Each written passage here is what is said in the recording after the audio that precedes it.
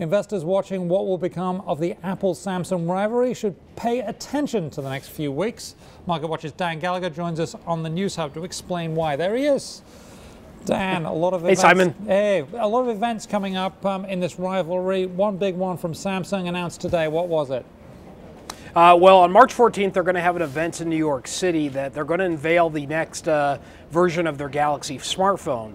This is part of their family that's been crucial in their ability to kind of outpace Apple in smartphone market share. It's a high-end device. It competes directly against the iPhone 5 and Apple's other products.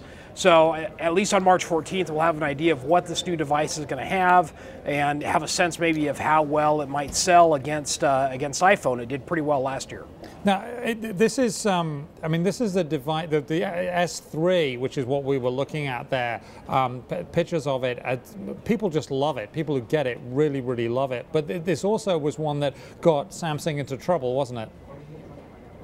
Well, yeah, it was. Well, before that too. I mean, the companies have been suing each other, over copyright and trademark and patents. And Apple won a big victory, as we know, last year, and this device was, part of that kind of broader Android portfolio that Apple says look too much like the iPhone. That so far hasn't really dented Samsung's ability to sell this device. So I don't think investors right now are handicapping a lot on that matter. Now, Samsung is in a lot of businesses, TVs to name one thing other than phones out there. How important is this Samsung S4 going to be, the Galaxy S4? I think it's very important in their continued effort to be a major force in smartphones.